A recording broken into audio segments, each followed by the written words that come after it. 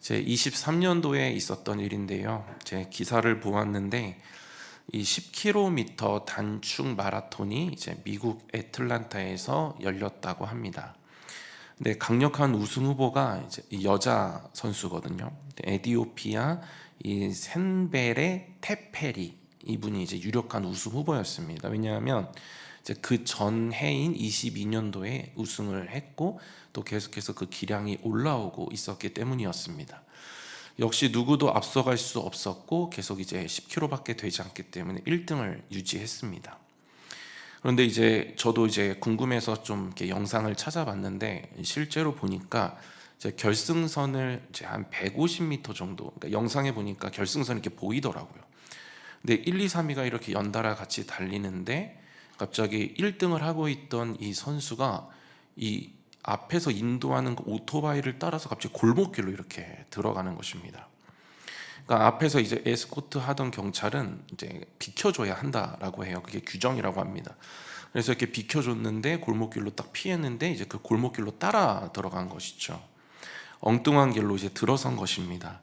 그래서 이제 강준들은 막 충격을 받았고 보니까 막 오 마이 갓, 노 막 계속 막 이러더라고요. 막 영어로 하는데 이제 막 하고 이제 안타까워하고 막 탄식하고 막 이랬습니다. 근데 뒤늦게 이제 그 골목에서 이 선수가 딱 나오는 거예요. 근데 이미 2, 3등이 이제 앞으로 갔고 이제 골인을 했습니다. 이제 들어갔고 이제 결국 3등을 한 것이죠. 그래서 인터뷰를 하는데 순간적인 판단 실수다라고 하면서 이제 자기의 이 집중력이 순간에 흐려졌음을 이제 인정했습니다. 이 마라톤 대회가 23년도에 있었고 제가 그쯤 이제 기사를 접했거든요. 그럼에도 불구하고 제 기억 속에 계속해서 남아있는 것은 이 경기가 주는 어떤 깨달음이 있고 의미가 있기 때문입니다. 어디로 가야 하는지, 어디로 가지 말아야 하는지를 계속 우리는 깨어서 집중하고 있어야 한다라는 것이죠. 제대로 인지하고 있어야 한다라는 것입니다. 옆으로 빠지는 것은 결국엔 순간이다라는 것이죠. 영적으로도 마찬가지로 다른 것의 시선과 마음을 빼앗기는 순간, 그래서 우리는 그 마음을 계속해서 우리는 그 시선을 이제 경계해야 하는 것이죠. 그것이 순간이기 때문에 우리는 날마다 그 부분에 있어서 깨어있기를 힘써야 한다라는 것입니다. 오늘 본문에서도 바울은 에베소 교회로 하여금 어디로 가지 말아야 하고 어디로 가야 하는지를 알려주고 있습니다. 먼저 가지 말아야 할 길을 말씀해주고 있습니다. 이방인의 길입니다. 17절 같이 읽겠습니다. 그러므로 내가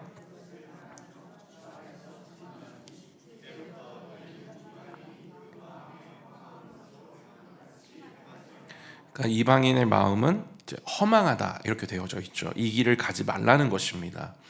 그러니까 허망한 것은 이제 원어로 보니까 무익한 것 그리고 쓸모없는 것 이렇게 되어져 있습니다. 그래서 정리하면 이제 목적 없는 인생 이렇게 되어 있습니다. 그러니까 하나님 없이 살아가면 목적 없는 인생을 살 수밖에 없다라는 것을 기록하고 있는 것이죠. 그래서 허무하다라는 것입니다. 언론에 보면은 계속해서 이렇게 보도하는 것들이 있죠. 안타까운 사건인데 이제 마약 범죄입니다. 그래서 보면은 특별히 또 공인들, 연예인들 뭐 이렇게 마약 범죄를 했다라고 보도를 해주죠. 그런데 그 보도가 있기 전에 뭐 혼자 사는 프로그램 막 이런 것들에서 막 저기 강이 보이는 한강이 보이는 막 몇백억짜리 집에 사는 것을 보여주고 막 차고에 있는 막 문이 이렇게 위로 열리는 막 그 차를 막 보여주고 막 합니다. 대부분 막 자기의 집과 뭐 차 그리고 인기 뭐 이런 것들을 막 자랑을 하죠. 그런데 보면은 결국에 손대지 말아야 할 것에 손을 대게 됩니다. 공허하다라는 것이죠. 허무하고 허망하다라는 것입니다. 하나님으로만 채워질 수 있는 공간에 다른 것으로 절대 채워질 수 없다라는 것을 보여주는 것이죠. 뭐 재정이 많다고 남부러운 집에 산다고 뭐 좋은 차 타고 있다고 남들이 나를 지지해주고 있다고 결국엔 그것이 나의 허망함을 해결해 주지 못한다라는 것입니다. 이 허망은 하나님 한 분으로만 채워질 때 이것은 해소되고 해결될 수 있는 것이죠. 이방인들은 이것을 모르니 그리고 무엇으로 채워야 되는지를 모르니까 이제 자꾸 헛된 웅덩이만 파고 살아가는 것입니다. 그래서 다른 것으로 채우고 다른 것으로 채워보지만 더 갈증이 나고, 그래서 더 자극적이고 더 잔인한 것들을 찾아다니기 시작합니다. 어쩌면 알 수도 있겠죠. 그러나 자기 마음대로 살고 싶기 때문에 끝까지 그것을 거부하고 부인하면서 살아갑니다. 사람은 본능적으로 누구 밑에 있는 것을 굉장히 싫어합니다. 거부하고 부인하죠. 그래서 이렇게 보면은 시대가 만들어낸 분위기와 프레임들이 있습니다. 그게 뭐냐면 이제 꼰대라는 말이죠. 막 부모님에게 꼰대라고 그러고, 막 선생님에게 꼰대라고 그러고, 그 꼰대라는 말을 만들어서 거기에 의미를 부여하고, 그래서 잔소리를 하면은, 아니면 옳은 말을 해주거나 뭔가 지도를 해주면 본인을 위해서 그렇게 해주는 말인데도 불구하고 그걸 듣기 싫으니까 거기에 의미를 부여해서 이제 자기한테 아무 말도 하지 말라는 것입니다. 누구도 자기 인생에 간섭하지 못하도록 만들어 오는 장치이죠. 뭐 예를 들어서 이거 하나만 말씀을 드렸지만, 여러 가지로 우리는 자신이 듣고 싶지 않은, 자기 마음대로 하고 싶은 그런 욕망 속에서 많은 것들을 만들어내며 그 안에서 자기를 보호합니다. 그러니까 잘못된 자기 보호를 하는 것이죠.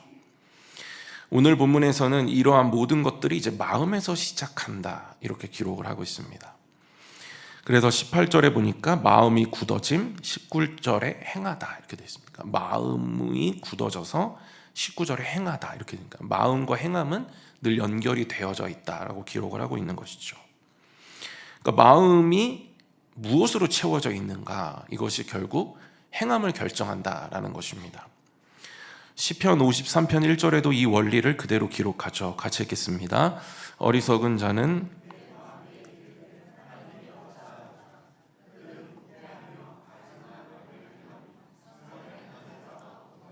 보시면 그의 마음에 이르기를 이렇게 돼 있고, 마음에 하나님이 없다. 그러니까 뭐 하냐면 부패하며 가증한 악을 행한다 이렇게 돼 있죠. 그러니까 마음의 상태가 행함의 어떠한 모습이 된다라는 것입니다. 그래서 성경에서는 이 구절뿐만 아니라 많은 곳에서 마음과 이 행함이 연결되어져 있다 이렇게 기록을 하고 있습니다. 오늘 말씀에 보면은 이방인들은 총명이 어두웠고 무지했고 마음이 굳어져 있었다 이렇게 기록을 하고 있죠. 그 결과 방탕에 방임했다, 그리고 욕심으로 행동했다 이렇게 되어 있습니다. 그러니까 총명이 어두웠다라는 것은 생각이 어두웠다 이렇게 되어 있는 것이죠. 그러니까 생각이 어두워지면 판단력이 흐려집니다. 그 결과 하나님을 우상으로 대체하면서 살아가게 되죠.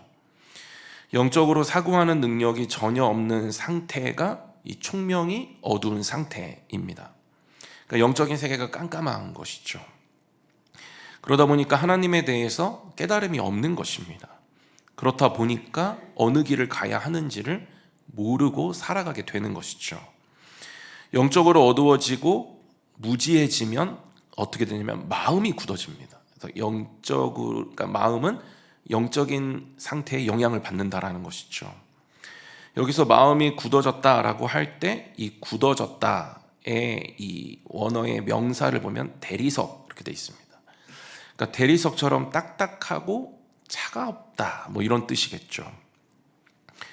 그래서 이 마음이 굳어진 사람들의 특징, 그러니까 영적으로 어두워서, 총명이 어두워서 영적인 사고를 하지 못해서 자기가 마음을 주장하고 있는, 그래서 마음이 굳어져 있는 사람들의 이 어떠한 특징이 뭐냐면 이제 냉정하고 차갑게 살아간다라는 것입니다. 그래서 요한일서 3장 17절에 이렇게 기록합니다. 같이 읽겠습니다. 누가 이 세상에 재물을 가지고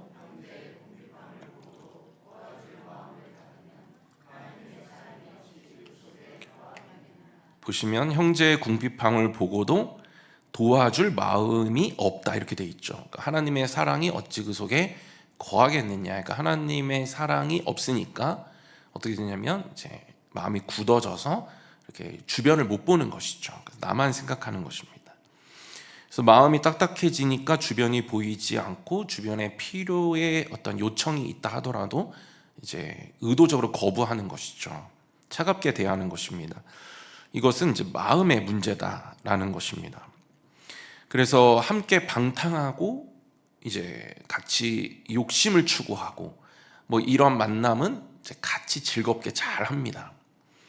그리고 함께 죄 짓는 사람들에게는 호의적이고 친절함을 베풀죠. 그러나 자신에게 유익이 되지 않으면 이제 냉정하게 끊어버리고 거절하는 것입니다.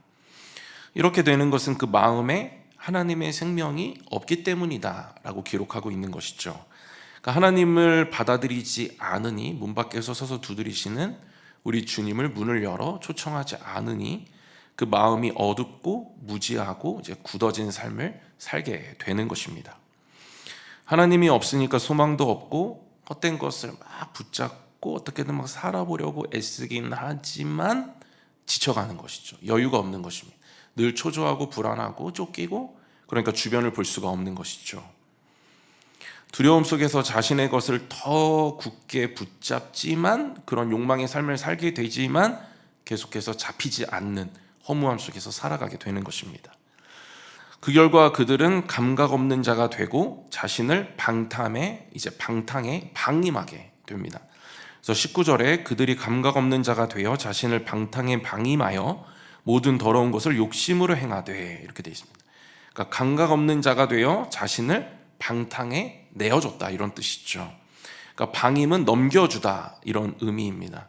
그러니까 무감각하게 되어 아무런 감각이 없는 거예요. 그래서 지금 시대를 보면은 자기 마음대로 하죠. 그리고 막 그런 것입니다. 뭐 어떤 뭐 글에 보니까 신호를 막 건너는 거예요. 그냥 빨간불에 신호를 그냥 건너는 거예요. 그래서 왜 그렇게 걷느냐고 이렇게 사람들이 물어보니까 막 차들이 서주고 막 이러는데, 어떤 어른이 가서 왜 그렇게 하냐고 물어보니까, 그럼 내가 하고 싶은 대로 하는데 뭔 상관이에요? 하면서 이제 막 싸우는 거죠. 뭐 이런 일들이 많습니다. 자기 하고 싶은 대로 하고 감각이 없는 거예요. 그래서 뭘 하기 시작하냐면 갑자기 이제 자기 연민에 빠지고 자기 보호를 막 하기 시작합니다. 그래서 이 세상을 보면은 가해자는 없고 늘 피해자만 있죠. 분명히 가해를 끼친 사람으로 며칠 전에 언론에서 봤는데 자기 억울하다는 거예요. 자기가 피해자라는 거예요. 그렇게 막 인터뷰하고 막 이렇습니다. 그러니까 무감각해지는 것이죠. 그래서 마음속에 자신으로 충만하니까 그냥 자기 위주로 살아가는 것입니다. 이것이 이방인의 특징이다라는 것이죠. 그렇다 보니까 어떻게 되면 방탕에 자신을 넘겨주는 비참한 지경에 이르게 된다라는 것입니다. 그러니까 채워지는 것이 없고 죄에 대해서 무감각해지니까 더 죄에 빠지게 된다라는 것이죠. 그래서 욕심 때문에 이 모든 것이 일어난다라고 야고보서 1장 4절에 기록하죠.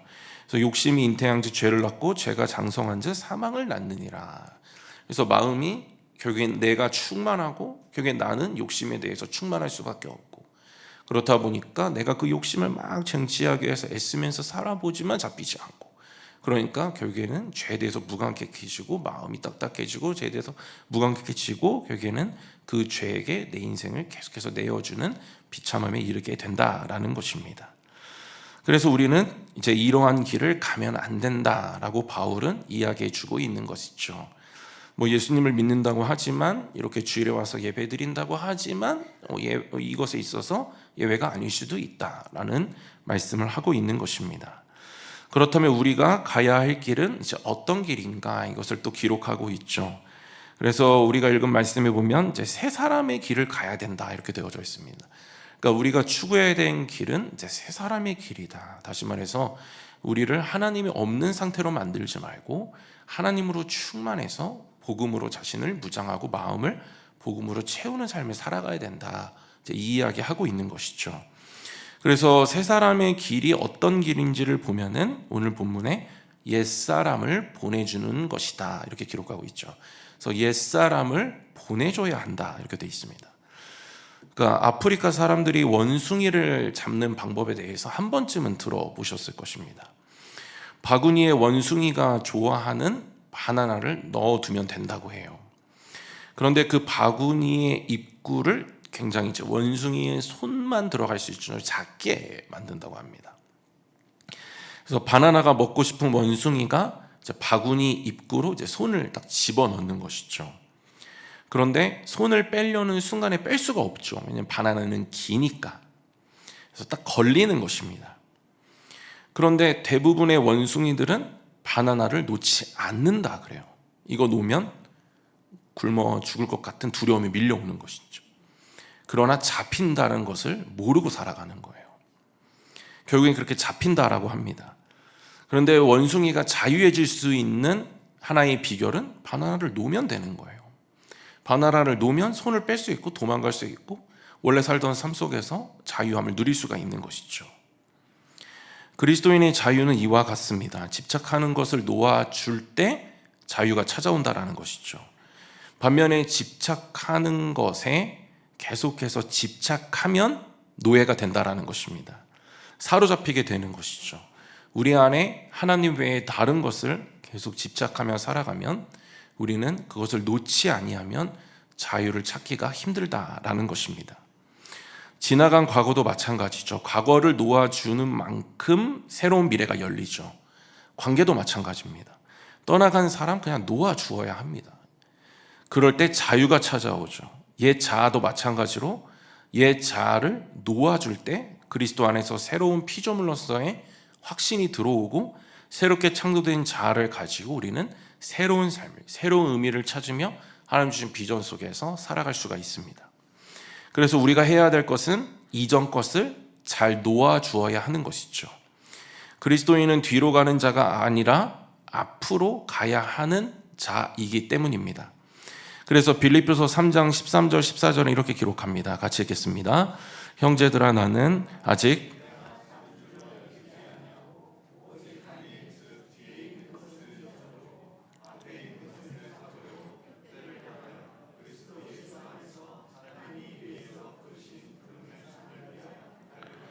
바울의 과거는 후회가 좀 있는 정도가 아니죠. 굉장히 치명적인 과거입니다. 그러니까 교회를 핍박했고 막 사람들 잡아서 막 감옥에 넣었죠. 그러나 바울은 잊어버린다 이렇게 이야기합니다. 그러니까 과거가 자신을 붙잡지 못하도록 한다라는 선포인 것이죠. 과거의 노예가 되지 않겠다라고 하는 것입니다. 설 명절을 보내고 나면 이제 과거에 많이 묶이게 되죠. 옛사람의 때의 사람들을 만나기 때문입니다. 그러면 그때 미숙했던 내 모습이 생각나기도 하죠. 그래서 예전에 내가 이 사람들은 나의 옛 모습을 기억하고 있잖아요. 그리고 내가 이 사람들에게 옛날에 옛사람에게 행동한 것들이 있잖아요. 오랜만에 친구를 만났어도 그렇습니다. 사촌을 만나고 해서도 마찬가지죠. 그 사람들은 또 그걸 잘 기억하고 있어요. 나의 옛사람의 모습을 막 잘 기억하고 있습니다. 그래서 나의 그런 모습은 좀 잊어졌으면 좋겠는데 막 기억하면서 그것만 막 얘기하는 거예요. 그러면은 막 수치심이 밀려오고 이제 과거가 생각나고 막 무의식에 억지로 막 구겨 넣었었던 막 그런 생각들이 막 올라오고 그러면은 막 후회가 밀려오고 이제 위축되게 됩니다. 그리고 이상하게도 예전부터 아는 사람들을 만나면 새 사람이 잘 안 나와요. 이상하게 예전에 만났던 사람들은 그때의 나로 이렇게 그 사람들을 대하게 됩니다. 그렇다 보니까 이제 옛사람의 모습이 계속 생각나고 또 옛사람의 모습으로 옛날 사람들을 만나면서 나의 옛사람들이 막 나오고 나의 편안한 모습들이 막 나오고 그러면서 또 후회가 밀려오고 이제 과거에 묶이게 되는 것이죠. 그래서 막 후회나 우울들이 막 밀려오는 것입니다. 그러나 그때 우리는 선포해야 되는 것이죠. 그래서 나는 새로운 피조물이다라고 하면서 나에게 하나님의 말씀을 들려주어야 하는 것입니다. 예수님께서도 앞으로 나아가기 위해서는 뒤를 돌아보지 말라라고 말씀을 하시죠. 그래서 누가복음 9장 62절에 이렇게 말씀하십니다. 같이 읽겠습니다. 예수께서 이르시되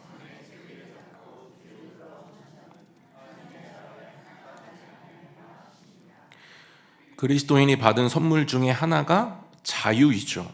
그런데 뒤를 돌아보면 그 자유를 갖지를 못하는 것입니다. 그래서 성경에는 그리스도인은 뒤로 물러가지 않는다, 앞으로만 나아간다 이런 것을 여러 곳에서 기록하죠. 그래서 자유를 주셨기 때문에 그 자유를 받고 가지고 살아가라라는 것입니다. 그런데 이것을 이제 선물이다라고 여러 곳에서 또 기록을 하고 있죠. 그래서 갈라디아서 5장 1절에 그리스도께서 우리를 자유롭게 하려고 자유를 주셨으니 그러므로 굳건하게 서서 다시는 종의 멍에를 매지 말라. 그러니까 우리 손에 바나나를 쥐고 있으면 그것을 놔줘야지만 자유해질 수 있는 것입니다. 그러니까 이전에나 옛사람을 떠나보내줘야 하는 것이죠. 악한 세력은 끊임없이 참소합니다. 이간질하고 고발하죠. 그때 그렇지 않았었냐 막 하면서 과거를 계속 들춰냅니다. 그리고 새로운 피조물로서 자격이 없다라고 자격 상실 계속해서 귓속말하죠. 그리고 미혹합니다. 그래서 하나님을 잃어버리게 하죠. 하나님을 떠나게 하고 하나님으로부터 멀어지게 만듭니다. 그리고 그곳을 마귀가 좋아하는, 그래서 나를 파괴하는 것으로 채우도록 계속해서 우리를 유혹하죠. 그래서 과거가 나의 정체성이 되게 하는 것입니다. 그러나 우리가 해야 할 일은 무엇이냐면 이 거짓말, 이 불법을 물리치고 거절하는 것이죠. 마음속에 귓가의 것들이 찾아오고 들릴 때마다 우리는 하나님 주신 말씀으로 다시 그것을 씻고 하나님의 말씀으로 채워야 하는 것입니다. 하나님께서 우리를 새롭게 하셨다라는 사실을 믿어야 하는 것이죠. 그래서 우리가 읽은 말씀에 그러므로 굳건하게 서서 다시는 종의 멍에를 매지 말라. 어디에 서야 하냐면 복음 위에 서야 하는 것입니다.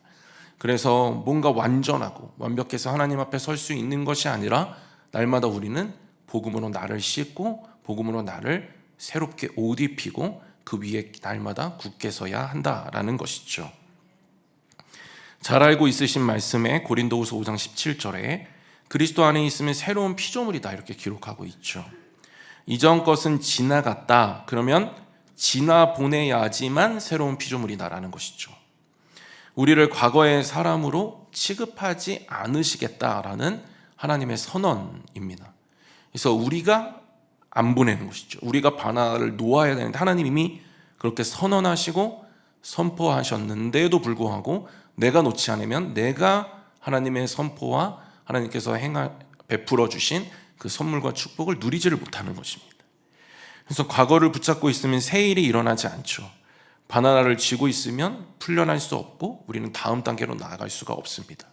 그래서 과거의 바나나를 우리는 날마다 십자가에 못 박아야 하는 것이죠. 실패, 죄책감, 상처, 비교, 의심, 패배감, 절망감 계속 찾아옵니다. 과거를 근거로 찾아오죠.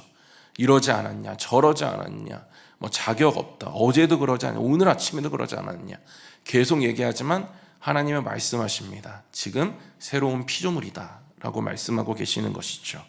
그래서 우리는 새로운 피조물로서 그 사실을 잊지 않고 믿고 굳건하게 붙들고 계속해서 우리는 하나님이 원하시고 또 하나님이 우리에게 주신 그 삶을 살아가야 하는 것입니다. 본문 20절에 심령이 새롭게 되어라고 할 때 앞에 전제 조건이 있죠. 그것은 벗어버리고입니다. 그러니까 바나나를 놔야 한다라는 것이죠. 심령이 새롭게 되는데 심령은 마음인데 마음이 새롭게 되면 아까 앞에도 말씀드렸지만 마음이 새롭게 되면 그 행함이 따라갑니다. 선한 일이 펼쳐지는 것이죠. 근데 이것이 되려면 옛사람을 벗어버려야 하는 것입니다. 그래서 옛사람을 벗어버리지 못하면 자꾸 옛사람인 죄만 짓고 이방인의 길을 걸어가게 되는 것이죠. 여기서 옛사람은 그리스도를 모르던 때의 나입니다. 그러니까 옛사람이 하는 것은 유혹의 욕심으로 인해 구습을 따르던 나의 과거입니다. 그러니까 유혹의 욕심은 하나님의 통제를 받지 않는 이 타락한 마음과 이 육체가 원하는 대로 행하는 악한 상태입니다. 그러니까 무엇이 얼마나 허망한 것인지도 모르고 자신을 방탕에 막 던지면서 살아가는 안타까운 모습인 것이죠. 그래서 미숙할 수밖에 없는 것입니다. 이것이 영적으로 무지하니까 그렇게 살아가는 것입니다. 그래서 이 영적으로 무지하다라는 것을 하나님도 예수님도 다 인정해 주십니다. 그래서 영적으로 미숙해서 우리가 모르고 지은 죄들이 있습니다. 그거 우리가 몰라서 그렇게 한 것입니다. 그것을 예수님도 하나님도 다 용납해 주십니다. 1999년 1월에 인도 오시디아 지역에서 이제 어떤 선교사님이 순교당하는 일이 일어납니다. 한센병 환자들을 섬기면서 정말 정성껏 사역하셨던 오스트레일리아 출신의 그레이엄 스테인스 선교사님, 이분이 이제 한센병 환자들을 이제 섬기면서 선교를 하셨습니다. 선교사님이 잠깐 쉬시려고 아들 2명과 함께 차에서 잠깐 잠을 청하셨는데, 이때에 이제 반기독교 정서를 가진 힌두 극단주의 폭도들에 의해서 이제 순교를 당하십니다. 그런데도 이제 불구하고 그 아내, 그 사모님이 나중에 인터뷰를 하시는데 이렇게 인터뷰를 합니다. 나는 그들을 미워하지 않습니다. 그들이 하는 일을 알지 못하기 때문입니다. 하나님께서 그들을 용서하시고 변화시켜 주시기를 기도합니다. 그래서 예수님께서 이렇게 말씀하시죠. 누가복음 23장 34절에 이에 예수께서 이르시되 아버지 저들을 사하여 주옵소서. 자기들이 하는 것을 알지 못함이니이다 하시더라. 그들이 그의 옷을 나눠 제비 뽑을세. 그러니까 예수님께서 골고다 언덕에서 이제 2 죄수와 함께 이렇게 못 박히셨죠.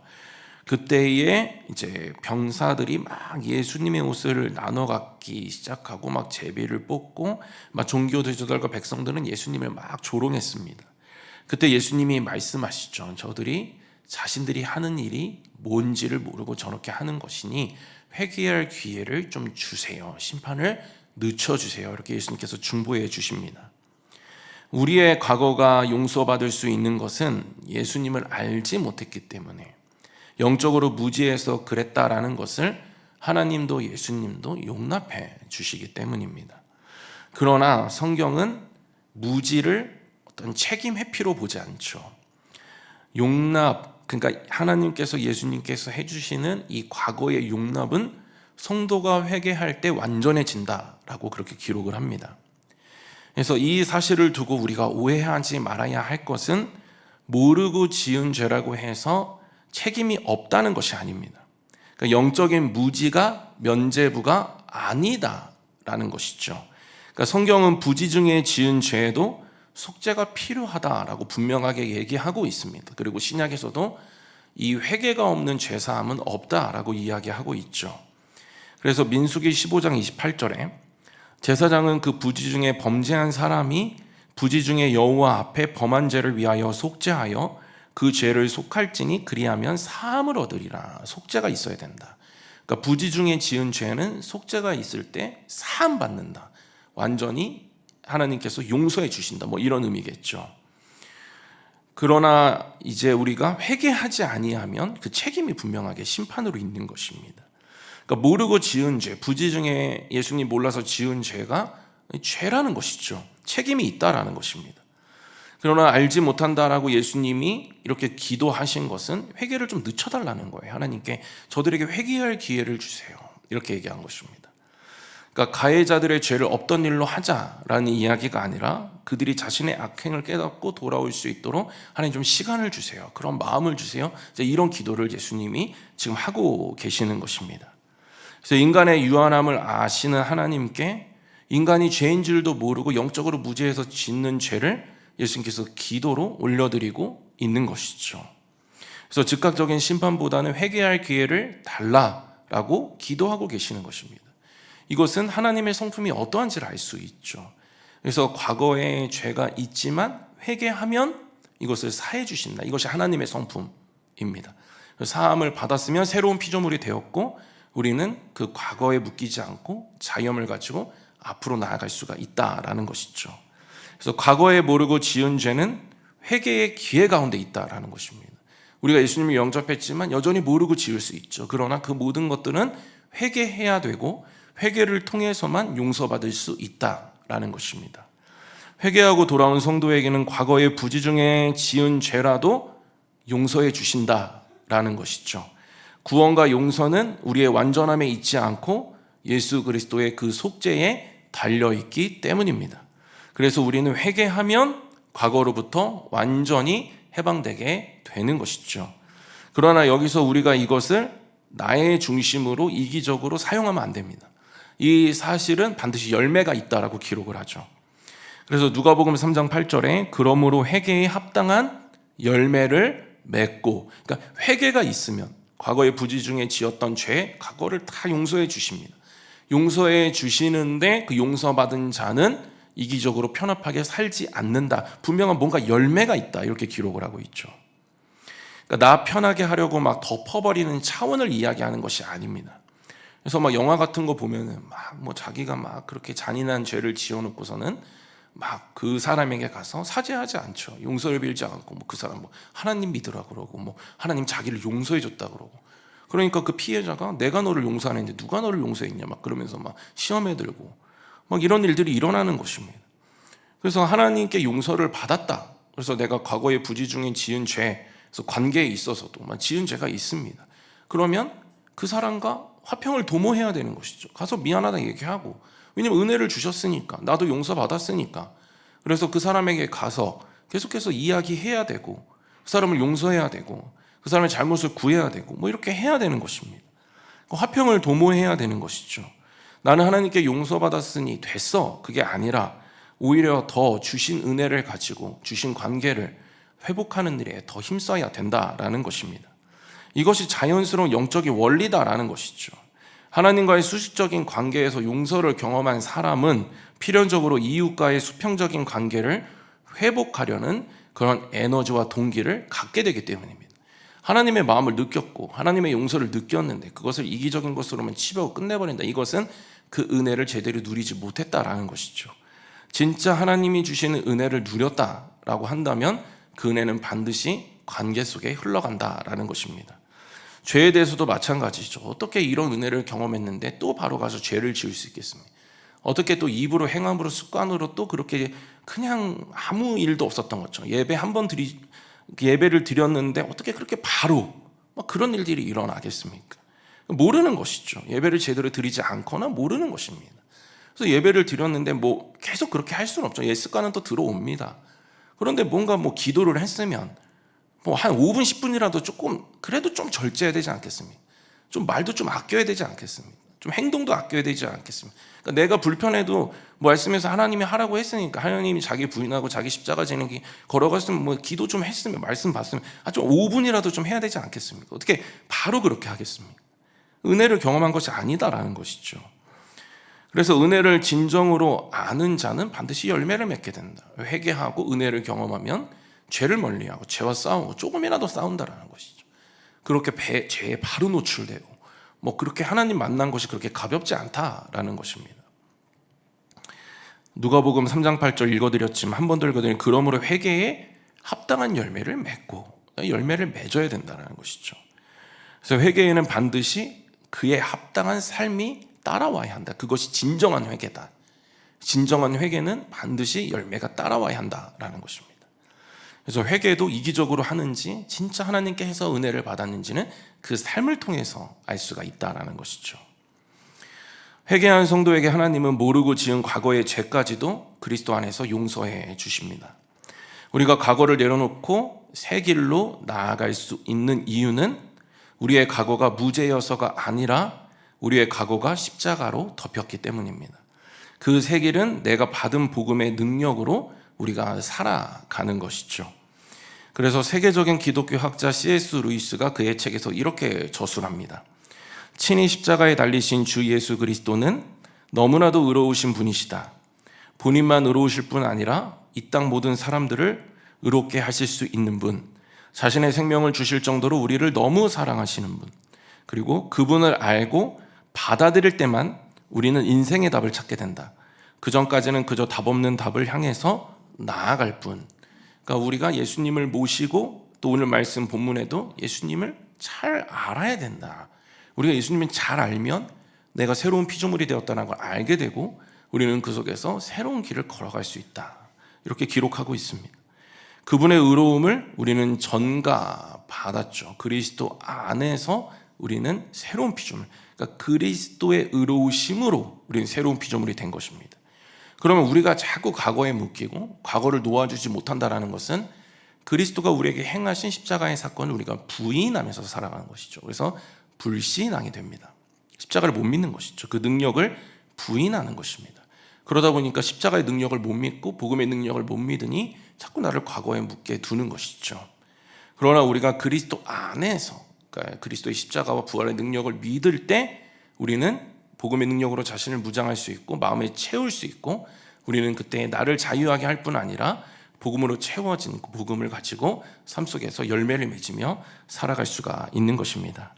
데살로니가전서 2장 4절에 같이 읽겠습니다. 오직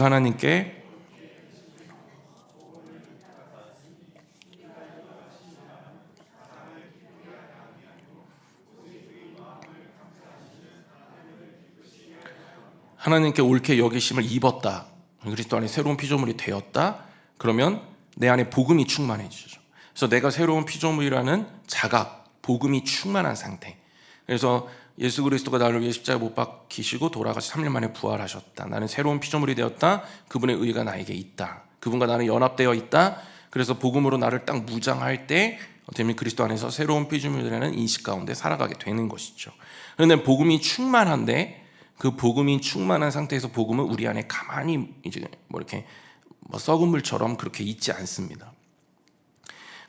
복음을 위탁받은 것으로 그것은 나타나는 것이죠. 우리 안에 복음이 있기 때문에 우리가 나를 자유하게 하고 그랬을 때 그 복음은 내 안에 있기 때문에 자연스럽게 그냥 흘러가는 것입니다. 그렇다 보니까 내가 먼저 자유해지고 그 자유 속에서 내 삶 속에 여유가 있고 뭔가 돌볼 수가 있고 아까도 말씀드렸지만 마음에 하나님이 없으면 차갑게 살아가고 대리석처럼 살아가잖아요. 그러나 하나님 마음이 있으니까 그것으로 나를 충만하게 하니까 어떻게 보면 하나님의 속성들이 성품들이 막 흘러가기 시작하는 것입니다. 우리 주변에는 이방인들이 많죠. 교회 안에도 있습니다. 그리고 세상에도 있죠.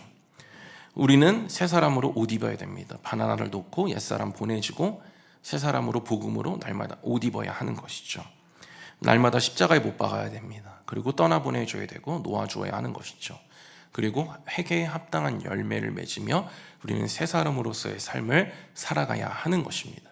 그것은 복음으로 충만한 삶이고 복음은 어떻게 되냐면 강요하지 않죠. 자발적으로 순종하게 하고 복음은 분위기를 험악하게 만들지 않습니다. 그리고 분열을 이야기하지 않습니다. 복음에 무슨 분열이 있습니까? 그래서 이 복음의 정신은 날마다 화평이죠. 화평이고 이제 평화이고 하나됨이고 이런 것입니다. 그래서 내가 하나님과 하나 되었기 때문에 그 하나됨의 속성들이 흘러가고 많은 곳을 하나되게 만들고 이런 능력들이 막 나아가는 것이죠. 그런데 이 삶을 하나님이 어떻게 받으시냐면 하나님이 기쁘시게 받으신다 이렇게 되어져 있습니다. 우리 주변에 많은 사람들이 있죠. 복음이 필요한 사람들이 있습니다. 근데 내 안에 복음이 없는데 어떻게 복음을 흘려보내겠습니까? 내가 자유하지 못하고 내가 이전 것에 여전히 묶여서 맨날 옛날 얘기만 하면서 살아가는데 어떻게 새로운 삶이 있겠습니까? 우리 안에 예전 것을 떠나보내고 지금의 나를 하나님께서 부르셨고 나에게 새로운 정체성을 주셨고 새로운 사명을 주셨다. 이것을 우리가 알 때에 우리는 새로운 삶으로 나아갈 수가 있는 것이죠. 그때 우리 안에 있는 복음의 충만함이 흘러가 열매 맺게 되고 그 복음의 정신들도 내 안에 이미 나를 그렇게 복되게 만들었기 때문에 그 복이 흘러가 복의 근원이 되는 것입니다. 말씀을 마무리하겠습니다. 이 모든 것은 마음에서 먼저 일어난다 이렇게 돼 있죠. 그러니까 심령이 새롭게 된다라는 것은 마음을 얘기합니다. 그러니까 마음이 새롭게 됐다. 마음을 복음으로 충만하게 채우시는 저와 여러분들 모두 되시기를 주님의 이름으로 축원드립니다. 그래서 복음으로 충만하면 내가 자유해지고 과거를 떠나보낼 수 있고 자유해지고 그 자유함은 삶에서 반드시 많은 사람들에게 복음을 전하게 되어지고 복음을 깃들게 하는 무기가 되고 통로가 됩니다. 그래서 나를 먼저 자유하게 하는 일에 날마다 복음의 능력을 믿으심으로 그렇게 힘쓰시고 그래서 복음으로 나를 자유하게 했기 때문에 내 안에 있는 복음의 능력이 날마다 흘러가서 그래서 그 복음의 성품, 속성, 그 능력들을 흘려보내시면서 많은 것을 자유케 하시는 일에 온전히 쓰임받으시는 그래서 하나님을 기쁘게 하는 일에 능히 쓰임받음으로 능히 행하심으로 그렇게 하나님의 마음에 합한 자가 되어지시는 저와 여러분들 모두 되시기를 주님의 이름으로 축원드립니다.